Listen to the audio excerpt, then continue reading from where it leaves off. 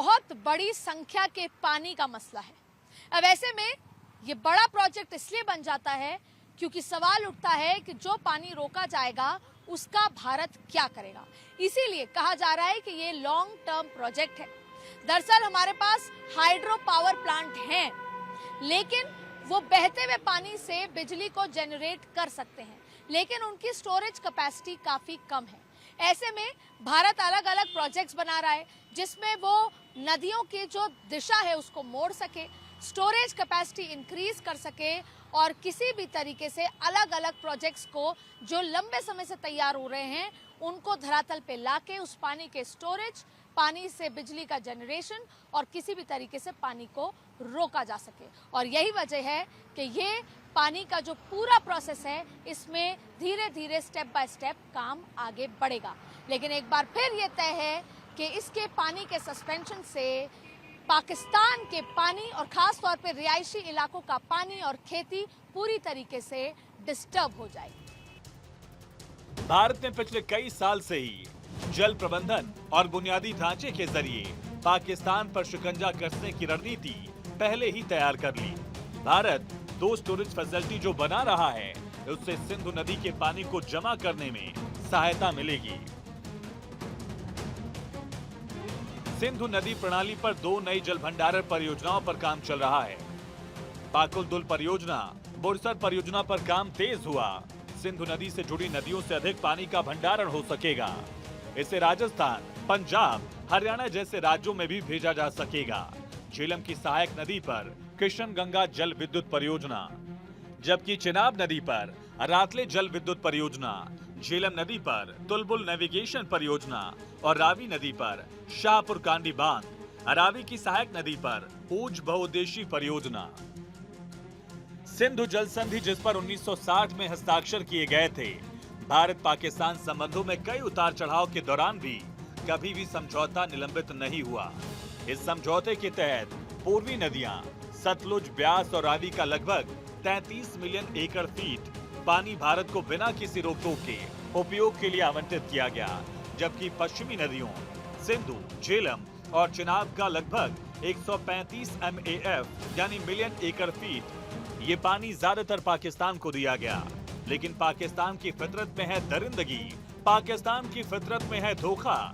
यही वजह है भारत ने इस बार पाकिस्तान पर ऐसी जल स्ट्राइक की कि पाकिस्तान बिलबिला उठा। सिंधु जल समझौते को स्थगित हुए अभी 5 दिन भी नहीं हुए कि इसका असर दिखने लगा है। दरअसल भारत ने अपने पानी का डेटा पाकिस्तान के साथ साझा करना बंद कर दिया है और फिर 26 अप्रैल को जब एकदम से झेलम का पानी छोड़ा गया तो पाकिस्तान में जैसे बाढ़ सी आ गई। पाकिस्तान के कई इलाकों में बाढ़ का माहौल हुआ और पाकिस्तान को वाटर इमरजेंसी घोषित करनी पड़ी। सिंधु जल प्रणाली का पानी रोकने से पाकिस्तान बौखलाया हुआ है। इसे एक्ट ऑफ वॉर बता रहा है। इन सब के बीच पाकिस्तान में अचानक से बाढ़ के हालात बन गए। कई गांव झेलम नदी के तेज बहाव की जद में आ गए, मानो पाकिस्तान में पानी से कयामत आ गई हो। इसके बाद पीओके में मुजफ्फराबाद में स्थानीय प्रशासन को वाटर इमरजेंसी घोषित करनी पड़ी, जिससे पाकिस्तान के कब्जे वाले कश्मीर की राजधानी मुजफ्फराबाद में बाढ़ जैसे हालात पैदा हो गए। स्थानीय लोगों को जान बचाने के लिए अपना घर छोड़कर भागना पड़ा है।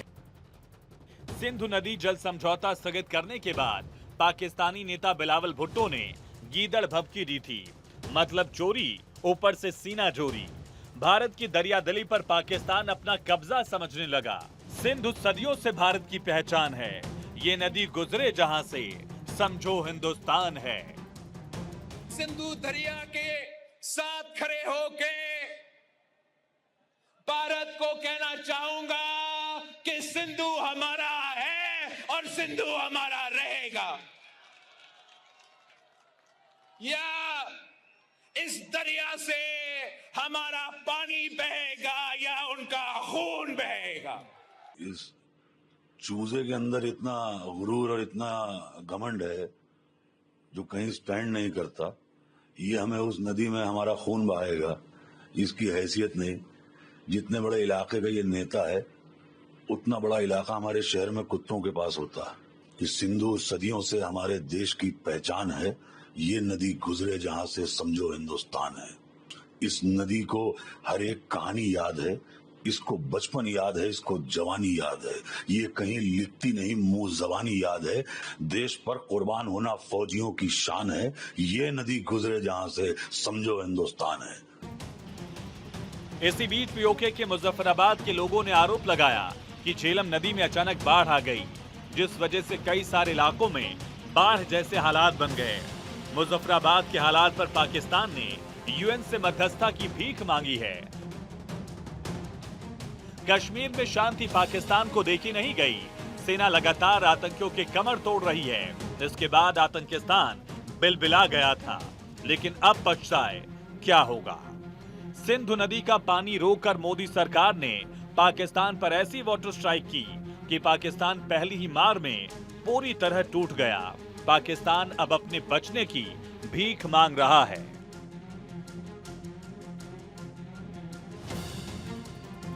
पाकिस्तान दूसरे मुल्कों के सामने खुद को बचाने की गुहार लगा रहा है, लेकिन पीएम मोदी इस बार पाकिस्तान को किसी भी सूरत में माफ नहीं करेंगे। इस बार पाकिस्तान किसी भी हालत में बच नहीं पाएगा।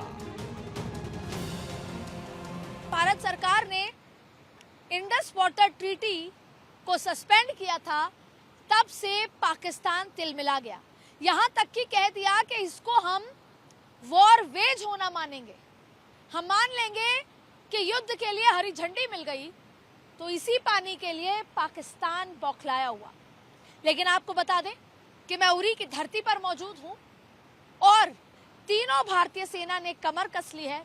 अब पाकिस्तान बस इसी बात से डरा हुआ है कि कभी पानी तो कभी खून। पाकिस्तान का क्या बहेगा, अब बस उसे इस बात का इंतजार करना है। कैमरा पर्सन मोहित के साथ अदिति नागर, भारत 24 उरी।